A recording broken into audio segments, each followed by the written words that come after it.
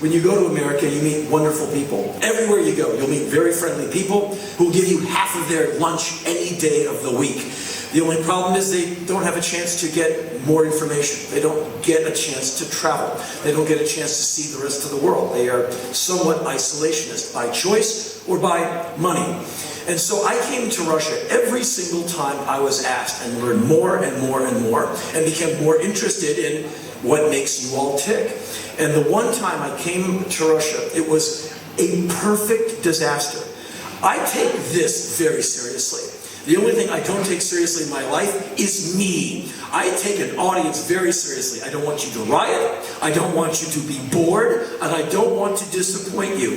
And so years ago, I had an amazing promoter, British guy, married a Russian woman. He lives in Moscow. He's fascinating and brilliant.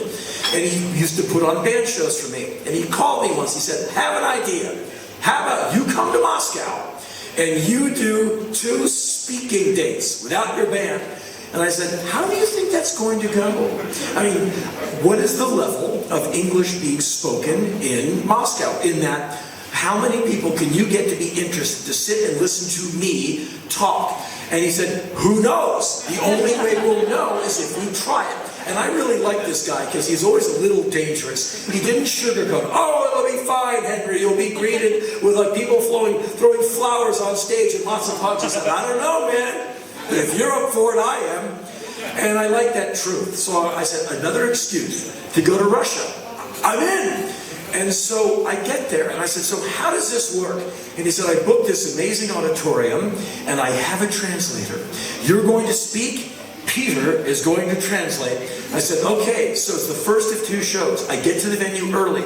It looks like the UN. It's like this weird, kind of consorted, it looks like a convention center, and it's way too big for the 80 people that are going to show up. And so I said, let me meet Peter, the translator, because he and I need to speak for hours so he can understand what I'm going to talk about and how I'm going to speak. And so I meet Peter, and what I think is going to be a 2-hour conversation about what I'm going to say, English to Russian translation. The conversation was about 50 seconds. I said, hey, Peter, I'm Henry. Hello. How is your English? And he did this. Pretty good. And I went, oh, no. And I said, Nick, we're screwed. He went, this is going to be difficult. And so Peter is coming through a PA system that's going into the single headphones that you see people wear at the UN. And it's a bunch of 75-year-old people who must have thought, we're attending a lecture from some profound American. And I walk out on stage and people are clutching this single earphone like it's like a life preserver. And I look up and there's Peter's face coming out of what is the projection booth. And I start talking and he's just staring at me. And I keep talking and he's just staring at me. And you see people holding the earphone.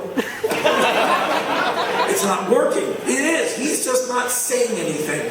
And a few minutes in, I'm saying Russian things. And now I'm back to silence. And it was excruciating. And these people were in hell. They're trying to understand me with one ear, and they're praying for Peter to make them understand in the other.